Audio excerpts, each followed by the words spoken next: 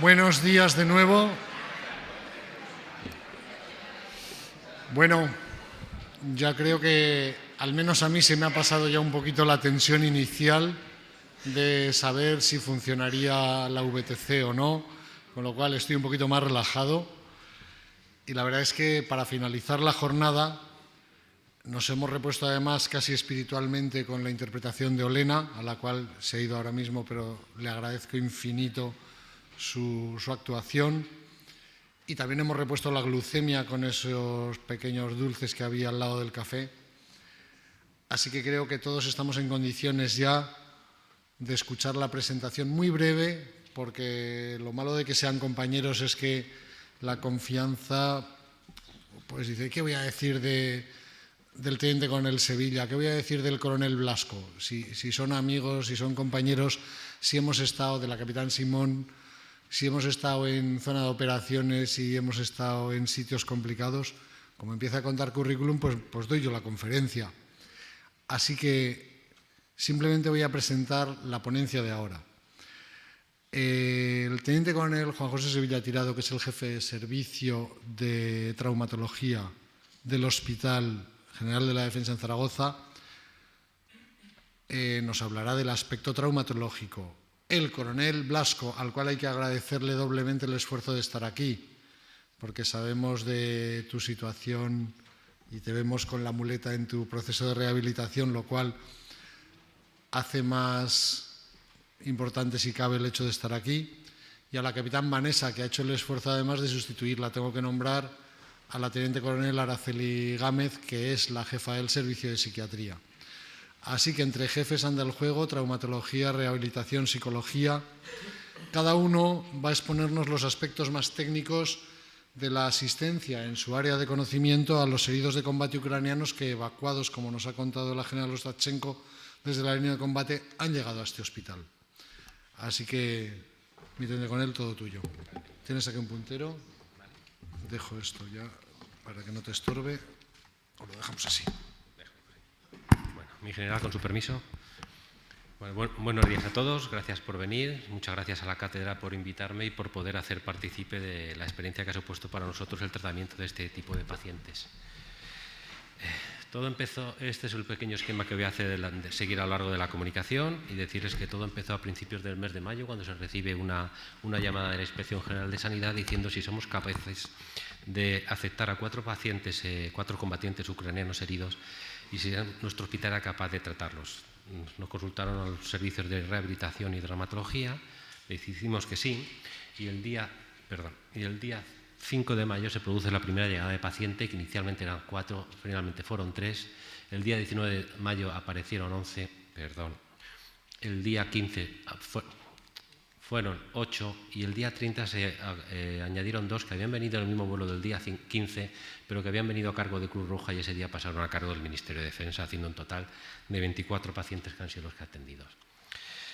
La traumatología que se hace en un hospital civil y en zona de operaciones es muy distinta y que no tiene nada que ver el tipo de lesión, el tipo de paciente que se ve en un hospital de una red sanitaria de cualquier ciudad del mundo con lo que ocurre con un herido combatiente.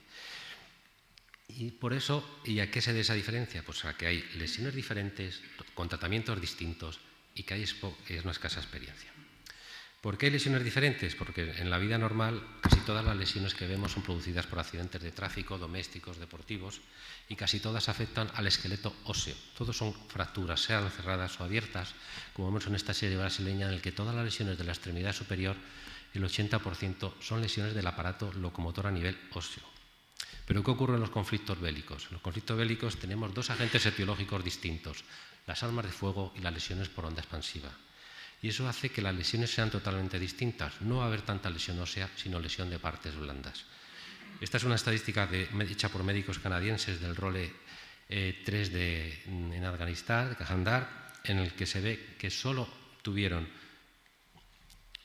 un 12% de fracturas frente a un 52% de lesiones de partes blandas. ¿Y a qué se debe estas lesiones de partes blandas? Sin entrar mucho en balística, hay que decir que las armas de fuego, sean de alta o de baja de energía, van a producir una lesión en función del calibre del proyectil de la distancia y de la velocidad que lleve. Y van a producir unas lesiones consecuencia de su energía. Decir que el proyectil no sigue una línea recta, realiza una serie de movimientos de bamboleo que hace un movimiento en espiral que va a hacer que la lesión sea mucho más grande y mayor que el proyectil.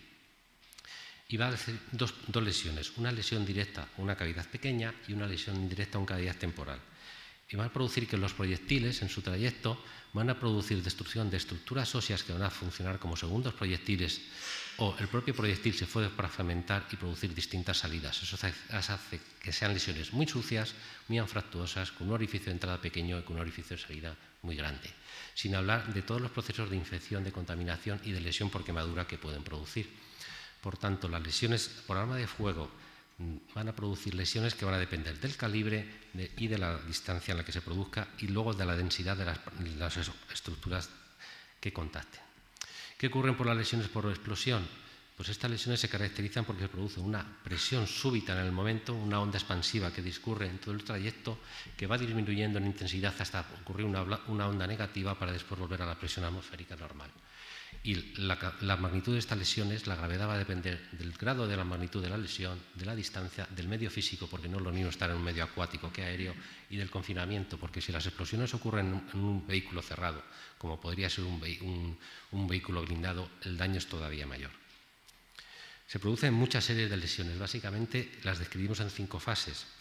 Tenemos las lesiones primarias, que son las propias que producen la propia onda, unas secundarias que son las que arrastran la onda de cuerpos extraños que actúan como metralla, unas terciarias que son las que se producen por la caída o el desplazamiento propio del individuo al andarse contra el suelo, unas lesiones cuaternarias en las que básicamente son las quemaduras y unas quinarias en el caso de lo que llamamos bombas sucias en las que llevan componentes NBQ añadidos.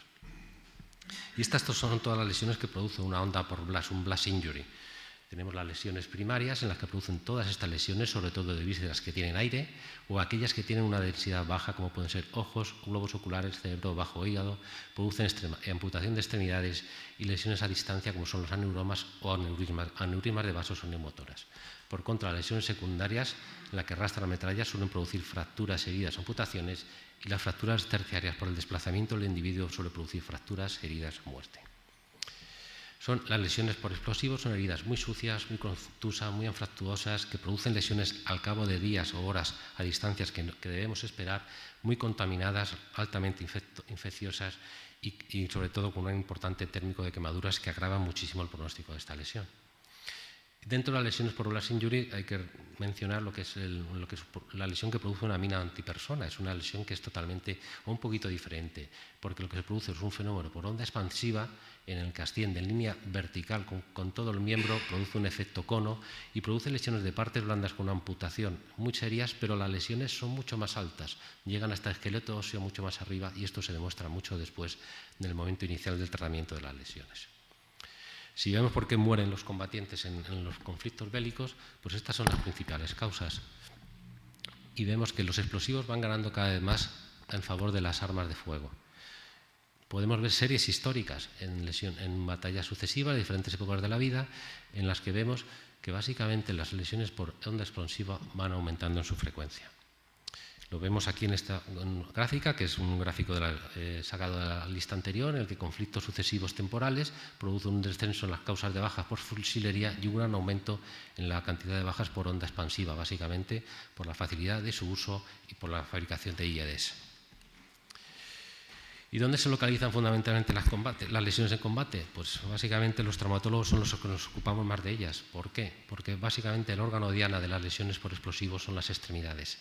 Por una sencilla razón. El combatiente lleva medidas de combate antibalísticas a nivel de cráneo, de tórax y de abdomen, de las 3 cavidades, pero deja libres, sin proteger, las extremidades superiores para facilitar su acción de tiro y las extremidades inferiores para su capacidad de movilización.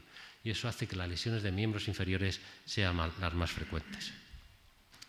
Si vemos una serie de conflictos sucesivos a lo largo del tiempo, vemos que las extremidades ocupan, comparado con las lesiones en cara, cuello, abdomen, ocupan prácticamente entre la mitad y las 3/4 partes de todas las lesiones del cuerpo humano cuando se produce una explosión.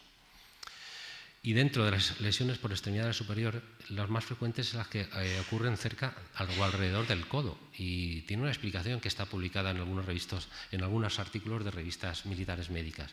Y es que el combatiente, cuando dispara, separa la extremidad superior derecha, separa el codo, lo hace más visible, o está escondido y hace una desenfilada para disparar y asoma siempre la extremidad superior derecha y apoya el codo.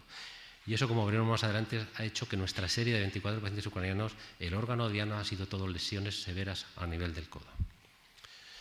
El segundo punto que hace difícil este tratamiento, el enfoque de estos heridos, es el que tienen tratamientos distintos. Los traumatólogos básicamente tratamos las lesiones con tornillos combinados con placas o clavos dentro de los huesos. Y eso hace que todas las fracturas que se producen en la vida civil son fracturas que son catalogables. Prácticamente todas están descritas y pueden ser clasificadas. Todas son reproducibles. Cuando nosotros vemos una fractura, vamos, por ejemplo, a esta clasificación, que es la clasificación AO de la Escuela Suiza, y nos dice que esta es una fractura 1-1C2 y esta lleva añadido cuál es su tratamiento. ¿Qué ocurre en los conflictos bélicos? Que estas fracturas, lesiones óseas, no son reproducibles, son nuevas, son distintas, son únicas una de cada otra. Y no podremos recurrir a esa clasificación, ni tampoco podremos usar los tornillos, las placas, ni los clavos endomedulares, porque la principal contraindicación de usar este material de osteosíntesis es que no haya infección en el foco. No podemos poner material metálico dentro de una fractura o una lesión infectada, porque eso será un desastre. ¿Qué ocurre entonces en los conflictos bélicos? No podemos usar tornillos, no podemos usar placas, no podemos usar clavos endomedulares. Tenemos que reducir lo que se llama la osteotaxis, la utilización de este dispositivo, que es lo que se llama un fijador externo. Un dispositivo en el que se colocan pines en el hueso de modo percutáneo a través de la piel, y se conectan con una barra externa y la que hace esta fijación cuadrangular de la fractura. Este es un caso de una lesión a múltiples niveles de un fémur, en el que se aplican con control radiológico los pines a las estructuras óseas y se da estabilidad externa con un fijador. ¿Por qué usamos esto, además, en los conflictos bélicos? Primero, esto se pone muy rápido. Colocar un clavo, una placa, un tornillo, puede ser cirugías de 1 hora y cuarto, 1 hora y media o 2 horas. Un fijador externo en manos un poquito expertas está puesto en 10 minutos. Segundo, no contaminamos el foco. Hemos dicho que no se puede poner material de osteosíntesis donde hay una fractura o una herida abierta. Ponemos los pines a distancia. Y tercero, al poner los pines a distancia nos deja todo el campo quirúrgico para poder trabajar y después de fijar la fractura realizar el tratamiento de las partes blandas. Por tanto, hay que hacer un cambio de mentalidad, ya que cuando estamos a nivel de los hospitales civiles, los traumatólogos tratamos lesiones óseas, cuando estamos en conflictos bélicos nos ocupamos de las lesiones globales de los miembros. Y hacemos lo que se llama un salvamento de extremidad. Intentamos que ese miembro vuelva a ser útil y no haya que amputarlo. Y para ello básico es saber si tiene permeabilidad vascular. Si vemos que un miembro que ha sido lesionado por arma de fuego o por una lesión por onda expansiva y no hay riego sanguíneo, es absurdo luchar por él y procederemos a la amputación. Pero, sin embargo, si vemos que ese miembro tiene vascularización, tendremos que intentar por todos los medios salvar el miembro y después su función. Y para eso haremos la inmovilización con fractura, como hemos dicho, con un fijador externo y haremos el siguiente tratamiento de las partes blandas. Y el tercer punto que hace difícil el tratamiento de estos pacientes es la escasa experiencia. No estamos habituados a ver unas lesiones de tal magnitud. En nuestra logística sanitaria, nosotros tenemos además establecido que nuestra asistencia sanitaria se basa en la colocación de varios roles o capacidades sanitarias a lo largo como hemos visto con la General Mayor, que hemos visto cómo colocan las distintas estructuras a vanguardia, a retaguardia. ¿Qué ocurre con esta distribución? Pues que nosotros, los traumatólogos militares, estamos aquí en el role 2, una estructura que tiene capacidad quirúrgica para realizar lo que llamamos salvamiento de la extremidad o cirugía de control de daños, la cual debe ser deseablemente en las primeras 2 horas después de que se produce la baja. Después tenemos el role 3, una estructura quirúrgica, un hospital de campaña que ya tiene cirujano torácico, neurocirujano, tiene oftalmólogo para tratar lesiones oculares, pero en el role 2 estamos el traumatólogo, el cirujano, el anestesista y el intensivista. Y después tenemos el role 4, que son los hospitales ya en territorio nacional. Hablamos de role 0, ahora mismo se habla en logística sanitaria, en la que se aplica el propio herido cuando se aplica su propio torniquete o cuando le ayuda a un compañero con algún conocimiento paramédico. Role 1, la primera atención médica. Role 2, esa pequeña asistencia con capacidad de hacer triaje y pequeña cirugía de salvamento de extremidades. Un role 3, hospital de campaña. Y un role 4, un hospital ya en territorio nacional. Pues en este escalonamiento de la logística sanitaria, ¿qué ocurre? Pues que los traumatólogos militares, que sin ánimo de ser presuntuoso, tenemos algo más de conocimientos que un traumatólogo civil en el salvamento de extremidades, estamos siempre aquí. En España lo máximo que ha desplegado ha sido un ROLE 2, una estructura con cirujano, traumatólogo, anestesista para todo el módulo quirúrgico, una cirugía de colocación de un fijador externo, rápido curado de las heridas y evacuación a un hospital de campaña. Casi siempre, o la mayoría de las bajas que hemos tenido en ROLE 2 no han sido por suerte nacionales, sino que han sido integradas de otros países integrados en una brigada internacional, y los hemos evacuado a hospitales bien británicos, alemanes o estadounidenses para después llegar a su país. Y la cantidad de pacientes nuestros que han llegado a un ROLE 4 son bajos. ¿Qué ha ocurrido? Nosotros tenemos formación para estar en un ROLE 2, para hacer cirugía de control de daños, y de la noche a la mañana nos hemos convertido en un ROLE 4. Y eso ha supuesto estudiar, aprender, consultar y dedicarle muchas horas. Básicamente lo mismo, ROLE 1, ROLE 2, ROLE 3, ROLE 4, ROLE 2, evacuación a un ROLE 4.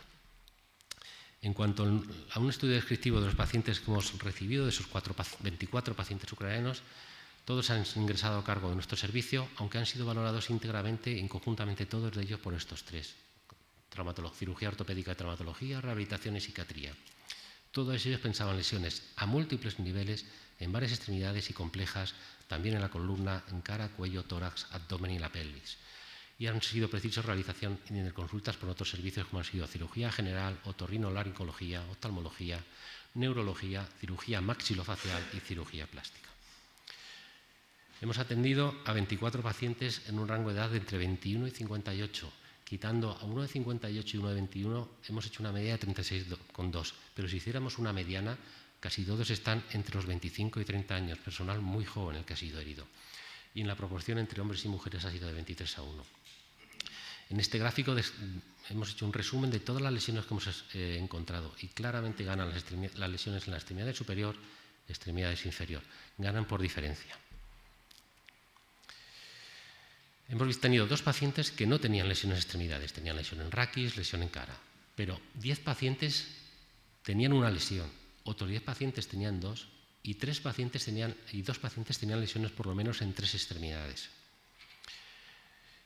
De todas las interconsultas que hemos realizado, ha sido fundamental el servicio de otorrino, lesiones por onda expansiva afectan al oído medio, lesiones por neurología, ha habido traumatismos craneoencefálicos, lesiones por oftalmología, lesiones de globo ocular de baja densidad y lesiones en abdomen que han requerido interconsultas de cirugía general. Y vamos a ver cuántas intervenciones quirúrgicas se han realizado.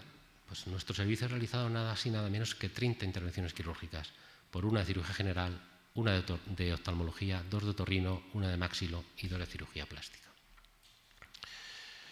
Hemos realizado 30 intervenciones, y le pongo un asterisco porque ahí nos quedan 5. Tenemos todavía pacientes que tenemos en fase de una cirugía, segunda cirugía, tercera cirugía, con lo cual la idea es que de esas 24 pacientes pasemos de 30 a 35. Ha habido 11 pacientes que solo han necesitado una cirugía. Ha habido 2 pacientes y otros 2 que han necesitado 2 o 3. Ha habido un paciente que ha necesitado 4 intervenciones quirúrgicas y un paciente que ha requerido 5. Pero uno de estos seguramente va a necesitar una sexta. ¿Y qué es lo que hemos hecho fundamentalmente? Pues básicamente primero retirar el fijador externo que le habían puesto en zona de operaciones y hacer lo que los traumatólogos llamamos la ORIZ, la reducción abierta y la fijación interna. Pero hemos hecho gestos técnicos de artrolisis, de movilización de articulaciones que estaban rígidas, colocación de artroplastias, de prótesis internas, hemos puesto 4 de codo y 1 de cadera, hemos hecho desbridamientos, limpiezas quirúrgicas y hemos hecho otra serie de medidas que tienen aquí añadidas. Esto es un ejemplo de una lesión de fractura esto es por un arma de fuego, por un proyectil que produjo una de estos. Esto es un codo, una radiografía lateral de un codo con un fijador externo en el radio y en el húmero, con una lesión, una destrucción completa de la paleta humeral, una destrucción de la porción proximal del radio de cúbito. Tenemos otras lesiones, también tratadas con fijador externo, en el que es una fractura conminuta del radio. Tenemos lesiones a nivel del antebrazo, también fijadas con fijador externo, con fracturas de radio y cúbito. Tenemos fracturas alrededor del codo, que ha sido nuestro gol estándar, con destrucción de la paleta humeral y de la extremidad proximal de los huesos del antebrazo, con múltiples artefactos metálicos, y otra igual con la destrucción, gran fragmento a nivel de la paleta humeral. otra fractura de la extremidad distal radio, una herida por arma de fuego en el que produjo, este está operado inicialmente en Ucrania, en el que hubo que extrajeron la cabeza del húmero, colocaron un rosario de gentamicina para limpiar la herida porque está lleno de metralla, o tenemos una fractura de meseta tibial multifragmentaria que encima tiene muchos fragmentos óseos y que ha acabado en una osteomielitis. No voy a ser muy exhaustivo, no he querido poner tampoco muchas fotos clínicas, pero sí quiero centrarme en 6 casos clínicos nada más de esos pacientes. Voy a centrar en 5 casos clínicos de codo porque han sido lesiones complejas y los 5 han sido completamente distintos tratados quirúrgicamente y un caso de lesión curiosa compleja en la mano. Vamos a hacer una pequeña recuerdo de la anatomía del codo formada por la articulación del húmero, radio cúbito. He pintado solamente 2 nervios porque hay 3 en el antebrazo a la mano, que son el nervio cubital, el nervio radial y el nervio mediano que lo he obviado porque no lo hemos tratado quirúrgicamente. Estos nervios, la lesión a este nivel, va a producir que se pierda la movilidad y la fuerza prensil de la mano, además de la sensibilidad. Y he pintado lo que es la musculatura extensora del codo, básicamente el tríceps sural, el tríceps braquial y la musculatura flexora del antebrazo, que es el braquial anterior. Esta es una mezcla de los 3 esquemas. Tenemos esqueleto óseo, esqueleto flexor y musculatura flexora y extensora y las estructuras nerviosas. La flexión de la musculatura del cara anterior producirá la flexión del codo, la función del tríceps producirá la extensión, la lesión de los nervios producirá un déficit distal en la extremidad. Si pasamos al primer caso, es un varón de 46 años con una fractura compleja de húmero y cúbito. Son una fractura multifragmentaria con pérdida de stock óseo. No podemos poner placas y tornillos para reconstruir, no podemos poner todos los trocitos de hueso en su sitio y fijarlos con tornillos y placa. ¿Qué hacemos en este caso? Pues recurrimos a una prótesis. Este es el esquema que les he pintado. No existe segmento distal del húmero, no existe segmento proximal del cúbito, hay indemnidad de estructuras musculares y estructuras nerviosas. Colocamos una prótesis interna de codo, una prótesis metálica bisagrada, en el que lleva un vástago que se introduce dentro del canal endomedular del húmero y otro en el cúbito. Y por la acción de los músculos flexores y extensores, si existen, pues hacen la función de flexoextensión del codo, que es la fundamental. ¿Qué hicimos en este caso?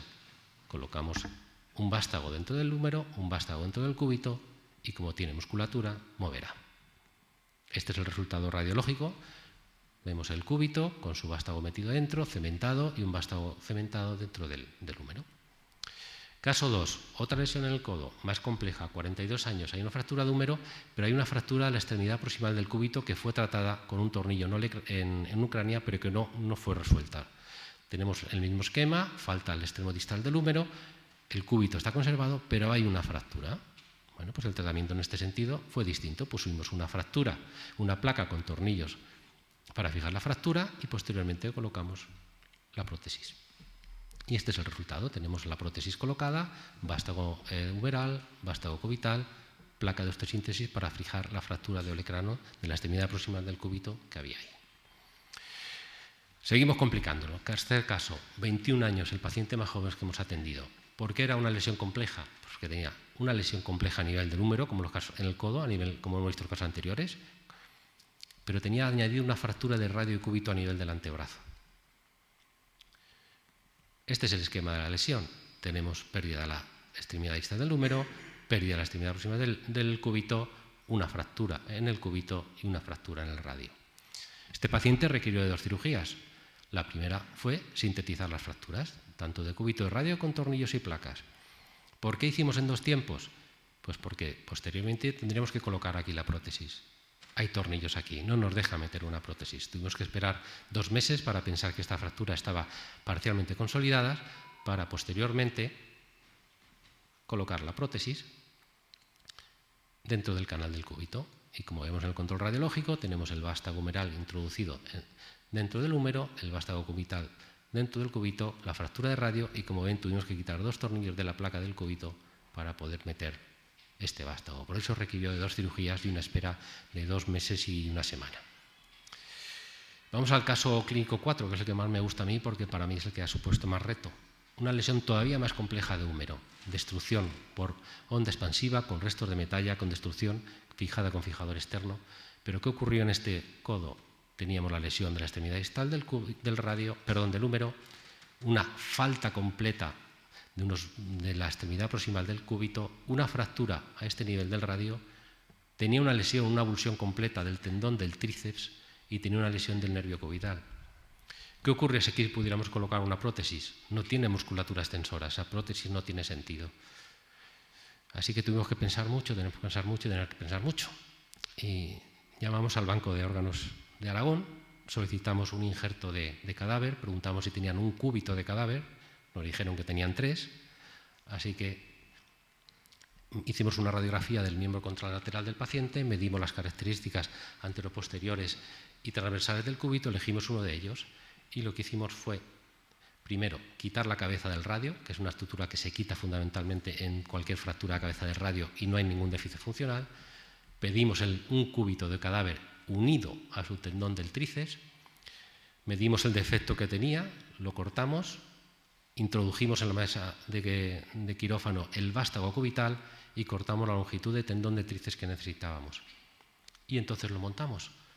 Pusimos el cúbito de cadáver con su vástago, pusimos el vástago en el húmero y el tendón de cadáver lo suturamos al tendón del tríceps. Ya tenemos un tendón funcionante que mueva.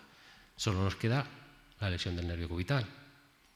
¿Cómo reparamos? Una lesión del nervio cubital va a producir pérdida de fuerza prensil de la mano, no va a haber oposición. Es una mano que no es funcionante. ¿Qué hicimos? Nos fuimos al pie. Nos fuimos a la cara posterolateral del pie, en el que tenemos un nervio que es el nervio sural, un nervio sensitivo, que no tiene ninguna función motora, y se lo sacamos. Cortamos nervio, lo pusimos en la mesa de quirófano, un nervio sural nos da unos 25, 28, 30 centímetros, lo cortamos en 3, hicimos 3 fasciculitos, y estos 3 fasciculitos, a través de un microscopio quirúrgico, hicimos un injerto en este nivel. Este es el resultado, como entro en la mesa de quirófano, con el fijador externo, el cúbito de cadáver con el tendón del tríceps insertado, cortamos el húmero, lo que nos hacía falta, un control radiológico con la prótesis ya puesta, el nervio sural que da esos 28-30 centímetros y en este es una foto clínica en la que está el injerto ya colocado. Y este es el resultado radiológico. ¿Vale? La prótesis colocada, tenemos un tendón que ha sido suturado y un nervio que esperemos que de aquí a 8, 10 o 12 meses de otra vez motilidad a esa mano. Caso clínico 5. Es el primer codo que operamos. Una lesión muy compleja de codo. ¿Por qué? Porque tenía destrucción ósea, pero tenía más cosas. Pérdida de la extremidad distal del húmero, pérdida de la extremidad proximal del cúbito y del radio, pérdida de prácticamente toda la musculatura extensora del tríceps, pérdida de toda la musculatura flexora, además de una lesión del nervio cubital y del nervio radial. Obviamente aquí una prótesis interna no tiene sentido. No tenemos masas musculares que hagan ni flexión ni extensión. Y tenemos una parálisis del nervio cubital con pérdida de fuerza prensil de la mano y una parálisis del nervio radial que va a producir una mano caída funcional que es incapaz el paciente de extender.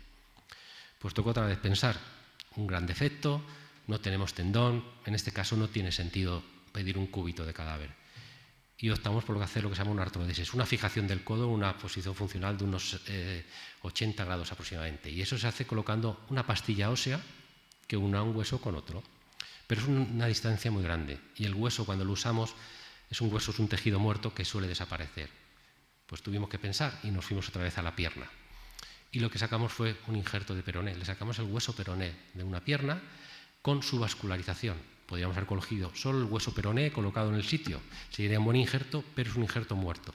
¿Qué ocurre si nos lo llevamos con su microvaso que le da vascularización al hueso, al periósteo, que es un tejido vivo, y la posibilidad de que esa artrodesis se fusione con el cúbito y con el húmero es mayor?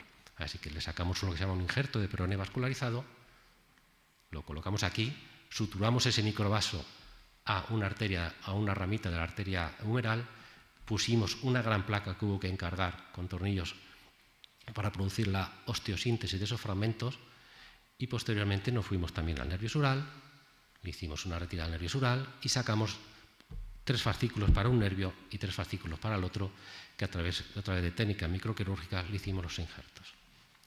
Este es el resultado, es totalmente funcional una pierna sin peroné, siempre que dejemos entre 6 y 8 centímetros distales, y este es el resultado quirúrgico con las todavía están las grapas en el que se ve la gran placa que tuvimos que encargar para hacer la artrodesis. Y paso al último caso clínico, Es un caso clínico de un varón de 36 años en el que tuvo una fractura por onda expansiva en la mano, que le produjo una fractura prácticamente con desintegración del primer metacarpiano, una fractura del segundo, una pérdida de toda la musculatura del primer espacio intermetatarsiano, con una lesión del nervio mediano y una lesión del nervio cubital. Fue desbridado en Ucrania, tuvo que ser retirado tendones y una mano muerta, inerte, que no era capaz de realizar el movimiento de oposición, de cerrar el puño. Es una mano que es inútil. Básicamente un esqueleto óseo, un esqueleto, una anatomía muscular, y esto es la lesión que tenía. Había prácticamente desaparecido el primer metacarpiano. ¿Y eso qué hace? Pues que la mano se había acortado. No tiene musculatura, no tiene nervios y tiene un dedo más pequeño. Es imposible hacer pinzas, una mano que no sirve. ¿Qué hacemos? Aquí los nervios son muy finitos, no se pueden reparar. La musculatura estaba destruida. Lo único que se nos ocurrió, después de consultar mucho y pensar mucho, es hacer lo que nos llamamos un dedo poste. Es intentar que por lo menos con la acción del índice sí pudiera cerrar y llegar al pulgar. No que el pulgar llegara al índice, sino que el índice al pulgar. Y para eso necesitamos un pulgar más largo. Así que tocó pensar y nos fuimos a técnicas que se hacen en enanitos, en acondrodisplásicos, para alargarle los miembros. Y es la colocación de fijadores externos para hacer lo que se llama un transporte óseo. Ponemos un fijador externo en un hueso, hacemos una osteotomía o corte y progresivamente con una ruedecita que tiene el fijador externo cada día se va distrayendo entre 0,5 y 1 milímetro. Y eso hace que en el momento que el hueso se va separando, deja una siembra de células óseas que se van convirtiendo milagrosamente en hueso. Y así se consigue alargar una extremidad. Pues esto es lo que hicimos. Buscamos un minifijador externo, se lo colocamos y actualmente estamos en fase de distraer para dar longitud estéreo e intentamos que gane unos 17 o 20 milímetros. El propio paciente cada día se da un cuarto de vuelta por la mañana, un cuarto de vuelta por la tarde y con eso consigue alargar el dedo. Conclusiones pues, de lo que nos ha tocado vivir, pues que han sido lesiones poco frecuentemente tratadas en nuestros hospitales, que todas ellas han sido lesiones en la misma situación, pero con diferente técnica para solventarlas, que han sido soluciones imaginativas adaptadas a otro tipo de cirugías y que ha sido un reto profesional para nuestro pequeño servicio, con una plantilla muy pequeñita, pero de alto nivel, ha sido un reto profesional inmenso. Muchas gracias por su atención.